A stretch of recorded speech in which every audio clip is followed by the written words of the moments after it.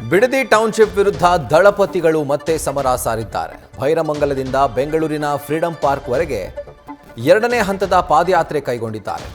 3 ದಿನಗಳ ಈ ಪಾದಯಾತ್ರೆಗೆ ಭರ್ಜರಿ ಚಾಲನೆ ಸಿಕ್ಕಿದೆ. ದೋಸ್ತಿ ಬಿಜೆಪಿಯು ನೈತಿಕ ಬೆಂಬಲ ಕೊಟ್ಟಿದ್ದು, ಹಸಿರು ಸೇನೆ ಡಿಕೆ ಸರ್ಕಾರದ ವಿರುದ್ಧ ರಣಕಹಳೆ ಮೊಳಗಿಸಿದೆ.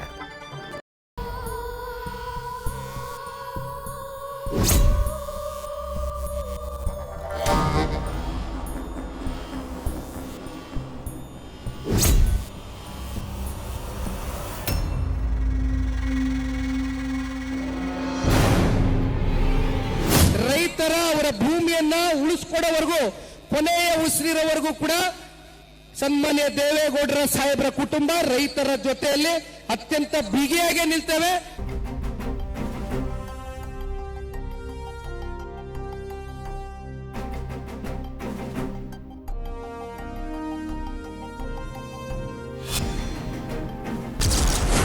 ಬಿಡದಿ ರೈತರಿಗಾಗಿ ಸರ್ಕಾರದ ವಿರುದ್ಧ ಸಮರಕ್ಕಿಳಿದ ದಳಪತಿ.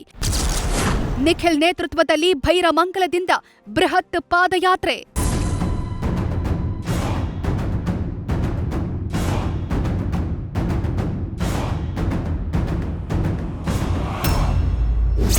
ಭೂಮಿ ಉಳಿದ್ರೆ ಬದುಕು ಉಳಿಯುತ್ತೆ, ರೈತರು ಉಳಿದ್ರೆ ದೇಶ ಉಳಿಯುತ್ತೆ. ಅನ್ನದಾತರ ಭೂಮಿ ಕಸಿಯಲು ಹೊರಟಿರುವ ಕಾಂಗ್ರೆಸ್ ಸರ್ಕಾರಕ್ಕೆ ಧಿಕ್ಕಾರ. ರೈತರ ಧ್ವನಿ ನಮ್ಮ ಧ್ವನಿ. ಎಸ್, ಬಿಡದಿ ಟೌನ್ಶಿಪ್ ಯೋಜನೆಯನ್ನ ಪ್ರತಿಷ್ಠೆಯಾಗಿ ತೆಗೆದುಕೊಂಡಿರುವ ಸಿಎಂ ಡಿಕೆಶಿ ವಿರುದ್ಧ ಜೆಡಿಎಸ್ ಸಮರಕ್ಕಿಳಿದಿದೆ. ರೈತರ ವಿರೋಧಕ್ಕೂ ಬಗ್ಗದೆ ಕೊಡೋರು ಕೊಡಲಿ, ಯಾರಿಗೂ ಬಲವಂತ ಮಾಡಲ್ಲ ಅಂತ ಸ್ವಾಧೀನ ಪ್ರಕ್ರಿಯೆಗೆ ಕೈ ಹಾಕಿರುವ ಡಿಕೆಶಿ ವಿರುದ್ಧ ಅನ್ನದಾತರು ತೊಡೆತಟ್ಟಿದ್ದಾರೆ.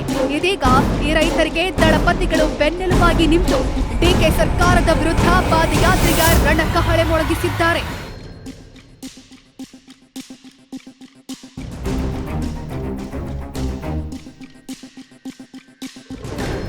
ಬಿಡದಿ ಟೌನ್ಶಿಪ್ ವಿರೋಧಿಸಿ ಭೈರಮಂಗಲದಿಂದ ಫ್ರೀಡಂ ಪಾರ್ಕ್ವರೆಗೂ ಜೆಡಿಎಸ್ ಪಾದಯಾತ್ರೆ ಶುರು ಮಾಡಿದೆ.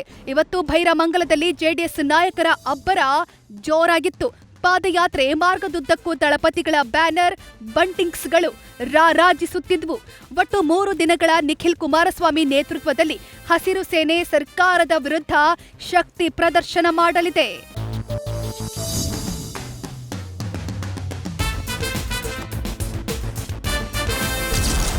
ಗಿಡಕ್ಕೆ ನೀರು ಹಾಕುವ ಮೂಲಕ ಪಾದಯಾತ್ರೆಗೆ ಚಾಲನೆ. ನಮ್ಮ ಭೂಮಿ ನಮ್ಮ ಹಕ್ಕು. ಭೈರಮಂಗಲದಿಂದ ಫ್ರೀಡಂ ಪಾರ್ಕ್ ವರೆಗಿನ ಪಾದಯಾತ್ರೆಗೆ ಚಾಲನೆ ಕೊಡಲಾಯಿತು. ಇದಕ್ಕೂ ಮೊದಲು ಎಚ್.ಡಿ. ಕುಮಾರಸ್ವಾಮಿ ಮೈಸೂರಿನ ಚಾಮುಂಡಿ ಬೆಟ್ಟಕ್ಕೆ ತೆರಳಿ ನಾಡ ಅಧಿದೇವತೆ ಚಾಮುಂಡೇಶ್ವರಿಯ ದರ್ಶನ ಪಡೆದು ಬಂದ್ರು. ಬಳಿಕ ಭೈರಮಂಗಲದಲ್ಲಿ ಜೆಡಿಎಸ್ ನಾಯಕರ ಜೊತೆ ಗಿಡಕ್ಕೆ ನೀರು ಹಾಕುವ ಮೂಲಕ ಪಾದಯಾತ್ರೆಗೆ ಚಾಲನೆ ಕೊಟ್ರು.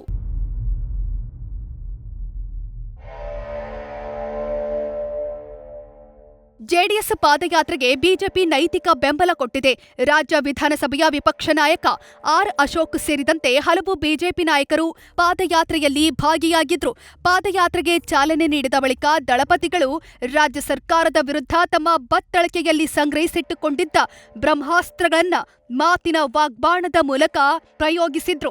2006ರಲ್ಲಿ ಬಿಡದಿ ಟೌನ್ಶಿಪ್ ವಿಚಾರವಾಗಿ ಕಾಂಗ್ರೆಸ್ ನಡೆಸಿದ್ದ ಸತ್ಯ ಶೋಧನಾ ಸಮಿತಿಯ ವರದಿಯನ್ನ ತೋರಿಸಿ ಗ್ರೇಟ್ ಶಿವಕುಮಾರ್ ಇದಕ್ಕೆ ಏನ್ ಹೇಳ್ತೀಯಪ್ಪ ಅಂತ ಎಚ್ಡಿಕೆ ಉಕ್ಕಿನ ಮಾತುಗಳ ಮೂಲಕ ಬಂಡೆಗೆ ಚುಚ್ಚಿದ್ರು.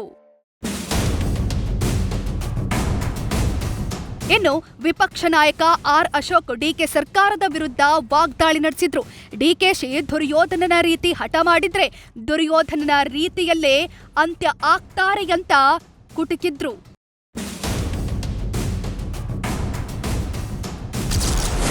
ಮೊದಲ ದಿನ ಭೈರಮಂಗಲದಿಂದ ಬಿಡದಿವರೆಗೆ ಪಾದಯಾತ್ರೆ. ಪಾದಯಾತ್ರೆಗೆ ಚಾಲನೆ ನೀಡಿದ ಬಳಿಕ ದೋಸ್ತಿ ನಾಯಕರು ಭೈರಮಂಗಲದಿಂದ ಫ್ರೀಡಂ ಪಾರ್ಕ್ನತ್ತ ಸರ್ಕಾರದ ವಿರುದ್ಧ ಘೋಷಣೆ ಕೂಗುತ್ತಾ ಹೆಜ್ಜೆ ಹಾಕಿದ್ರು. ಎಚ್.ಡಿ. ಕುಮಾರಸ್ವಾಮಿ, ವಿಪಕ್ಷ ನಾಯಕ ಆರ್ ಅಶೋಕ್ ಪಾದಯಾತ್ರೆಯಲ್ಲಿ ಪಾಲ್ಗೊಂಡು ಕಾರ್ಯಕರ್ತರನ್ನ ಹುರಿದುಂಬಿಸಿದ್ರು. ಬಳಿಕ ನಿಖಿಲ್ ಕುಮಾರಸ್ವಾಮಿ ನೇತೃತ್ವದಲ್ಲಿ ಭೈರಮಂಗಲದಿಂದ ಬಿಡದಿಯತ್ತ ದಳಪತಿಗಳ ಪಾದಯಾತ್ರೆ ಸಾಕ್ತು. ಮಾರ್ಗದುದ್ದಕ್ಕೂ ನಿಖಿಲ್ ಪಾದಯಾತ್ರೆಗೆ ಉತ್ತಮ ಜನಬೆಂಬಲ ವ್ಯಕ್ತವಾಗಿತ್ತು. ಶಾಸಕ ಹರೀಶ್ ಗೌಡ, ಜೆಡಿಎಸ್ನ ನಾಯಕ ಸುರೇಶ್ ಬಾಬು ಸೇರಿದಂತೆ ಹಲವು ನಾಯಕರು ಸಾಥ್ ಕೊಟ್ರು.